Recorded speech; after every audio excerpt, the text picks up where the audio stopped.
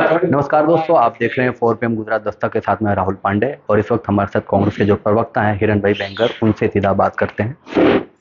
हिरण भाई, आज एक आपने महिलाओं को लेके, जो गुजरात में जो महिलाओं का जो सशक्तिकरण और रोजगार को लेके एक आपने आंकड़ा जारी किया है, पूरा मामला क्या है? देखिए, गुजरात हो या देश की बात जब आती है, तब आर्थिक, सामाजिक और राजकीय जो परिस्थितियां हैं, उसमें महिलाओं का ज़्यादा महत्व रहा है, उनका योगदान भी रहा है। लेकिन जब उद्योग की बात करते हैं, तो उद्योग में जितना योगदान पुरुष का है, उतना ही स्त्री का होना चाहिए। वही बात को ध्यान में लेके एंटरप्रेन्योरशिप मतलब उद्योग साहसिकता की जब बात आती है, तो गुजरात पहले से भी उद्योग साहसी रहा है। इस राज्य में जो स्त्री की जो परिस्थिति है, जिनका एंटरप्रेन्योरशिप में जिसकी भागीदारी होनी चाहिए, जितनी पुरुष की है उतनी होनी चाहिए, जिसकी जगह गुजरात में स्त्री की जो भागीदारी है, एंटरप्रेन्योरशिप में जो भागीदारी है, जो इकोनॉमी में बोल सकते हो भागीदारी होनी चाहिए महिलाओं की, उसमें समग्र देश में गुजरात अंतिम तबक्के में आता है, लास्ट में आता है। ये बहुत चिंताजनक इसलिए है कि जब हम महिला की बात करते हैं, उसे मल्टी टैलेंटेड हम कहते हैं। उसकी हर एक चीज़ में, आप रोजगार से लेके देखो, लोकसभा से, इन तमाम क्षेत्रों में आज महिला कार्यशील है, काम करती है। लेकिन जब हम एंटरप्रेन्योरशिप की बात करते हैं, तो वो उसका एनवायरनमेंट जो होना चाहिए, वो एनवायरनमेंट देने में गुजरात की भाजपा सरकार विफल रही है। जो सलामत उसका एक एनवायरनमेंट होना चाहिए, वर्किंग एनवायरनमेंट, वो उनको नहीं मिला है। जिसके कारण जितनी पार्टिसिपेशन एंटरप्रेन्योरशिप में पुरुष की है, उतनी ही पार्टिसिपेशन स्त्री की होनी चाहिए, वो नहीं है। ये जेंडर गैप है। वो जेंडर गैप में गुजरात समग्र देश में लास्ट आता है, अंतिम तबक्के में आता है। वो बहुत चिंताजनक है। महिलाओं की भागीदारी को सुनिश्चित करना वो सरकार की जिम्मेदारी है। उनकी योजनाएं बनाए, उनको धरातल पर उनको इम्प्लीमेंट करिए। ये सब में पूरे की पूरी तरह से विफल रही है सरकार। उसी के कारण आज गुजरात महिलाओं को रोजगार, धंधा रोजगार की जो बात कर सकते हैं, उसमें उनको पूरा स्थान जो मिलना चाहिए, वो योग्य स्थान नहीं मिला है। जिस तरह से अभी जो केंद्र में सरकार है, वो महिला सशक्तिकरण को लेकर बातें करती हैं, और जिस तरह से अभी हर जगह उनके भाषण में होता है कि हम महिलाओं का सम्मान करते हैं, तो आप जिस तरह से आज बता रहे हैं कि जो गुजरात का जो आंकड़ा बता रहा है महिलाओं को लेके, वो सबसे खराब पूरे उसमें दिखा रहा है। तो इसे आप किस तरह से देखते हैं? इस पे सरकार को किस तरह से काम करना चाहिए, महिलाओं को किस तरह से बढ़ावा देना चाहिए?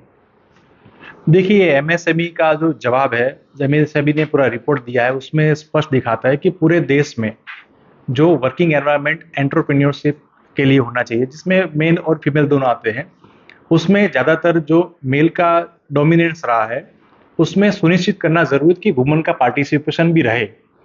अभी तक की 8 साल की केंद्र की सरकार, 27 साल की गुजरात की सरकार, दोनों के कार्यकाल में महिला विरोधी मानसिकता के कारण आज महिला सुरक्षित एनवायरनमेंट नहीं देख पा रही हैं। अगर वो देख पा रही होती, तो आज वो उद्योग में आती, उनका धंधा रोजगार में आते, नए स्टार्टअप में आते, उस सब में होना चाहिए, वो नहीं आ रहा है। देखिए, मेन 3 आयाम इसमें जो है वो ध्यान में रखने पड़ते हैं। सुरक्षा की बात आती है, स्वास्थ्य की बात आती है और शिक्षा की बात आती है। इन तीनों आयामों में अगर आपने सुनिश्चित किया होता कि महिलाओं का उनमें कंट्रीब्यूशन रहे, शिक्षा में रहे, स्वास्थ्य में रहे और उनको सुरक्षा मिले, ये जो सुनिश्चित किया होता, तो आज ये नौबत नहीं आती कि गुजरात एंटरप्रेन्योरशिप में पूरे देश में इतनी जो कर्मचारी जो होने चाहिए, उसमें राष्ट्रीय सरेराश, राष्ट्रीय उसके परसेंटेज से भी कम आ रहे हैं। जो परसेंटेज हमारे साथ में 60.82%, मतलब कि इसका ये मीनिंग निकलता है कि 100 एम्प्लॉय में से सिर्फ 16 एम्प्लॉय महिला एम्प्लॉय है, जबकि राष्ट्रीय सरेराश है वो 25 के ऊपर है। तो ये दिखाता है कि एक जो कल्चर होना चाहिए, जहाँ पर कोई महिला काम करती है, कोई बेटी काम करती है, उसको लगे कि एनवायरनमेंट सुरक्षित है, सलामत है, जहाँ पर वो काम करेगी तो उसके घर का, उसके परिवार का आर्थिक उत्थान होगा, उसको कुछ अपॉर्चुनिटी मिलेगी। ये पिछले 27 सालों में देने में सरकार विफल रही है। और यही आंकड़ा जो है वो पोल खोलता है भाजपा सरकार की ये महिला विरोधी मानसिकता का। और इसी के कारण आज हमने पूरा डिटेल उसकी आपको आपने सामने रखी हुई है कि जो MSME, small and medium scale industry के जो रिपोर्ट है, जिसमें स्पष्ट दिखाया गया कि एंटरप्रेन्योरशिप जेंडर गैप में महिला का जो स्थान होना चाहिए उसमें पूरे देश में हम कहीं भी नहीं हैं। और पूरे 27 साल के शासन के बाद आज की तारीख में जो कल ही हमारे पास रिपोर्ट आई कि 40,000 से ज़्यादा महिलाएं गुजरात में गुम हो गई हैं, लापता है। तो ये सब उसके बिंदु हैं जिसको हम चेक कर सकते हैं कि इसी के कारण आज एंटरप्रेन्योरशिप में, स्टार्टअप में आप महिला सशक्तिकरण की बातें करते हैं, प्रगतिशील गुजरात की बातें करते हैं, लेकिन इस कहीं पे भी आपके आंकड़े और आपके दावे को कहीं पे साम्यता दिखती नहीं है। आपके दावे कुछ कह रहे हैं और आपके आंकड़े कुछ और कह रहे हैं।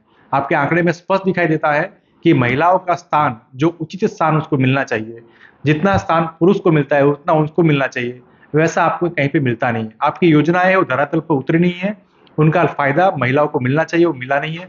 आप आर्थिक उनको लाभ नहीं दे रहे हो, राजकीय लाभ नहीं दे रहे हो, सामाजिक सुरक्षा नहीं दे रहे हो। इन्हीं कारण सर आज महिलाएं रोजगार, धंधा रोजगार में आ नहीं रही है। और उसी का कारण है कि आज इकोनॉमी में जितना पार्टिसिपेशन महिलाओं का होना चाहिए, वो महिलाओं का पार्टिसिपेशन एटलीस्ट गुजरात में तो कहीं पे दिखना नहीं है। विनीत जी, जिस तरह से बेटी पढ़ाओ बेटी बढ़ाओ का भी एक तरह से इनका लिखा होता है, तो आप जिस तरह के आंकड़ा दिखा रहे हैं, तो क्या लगता है ये बस पेपर पे ही खाली आंकड़े दिख रहे हैं, रियलिटी नहीं है? ये सही बात है कि जिस प्रकार से ग्लोबल जेंडर इंडेक्स जो आती है वर्ल्ड की, उसमें भी भारत का जो रैंक है 136 का है, वो भी दिखाता है कि हम जितना प्रावधान देना चाहिए वो नहीं दिया है। ऊपर से जो ये मैंने बताया कि जो महिलाओं को रोजगार की बात है, धंधा रोजगार की बात है, एंटरप्रेन्योरशिप की बात है, उसमें उनको क्यों नहीं मिल रहा है। उसमें एक रिपोर्ट आया था जिसमें स्पष्ट दिखाया गया है कि उनको जो योजनाओं का लाभ मिलना चाहिए वो लाभ नहीं मिला। दूसरा उसमें महत्व बात बताई गई कि उनको जो वर्किंग स्पेस थी, वर्किंग स्पेस में उनका सुरक्षा का अभाव होने के कारण वो आज वो मेन स्ट्रीम बिजनेस से आज वुमन दूर हो गई है।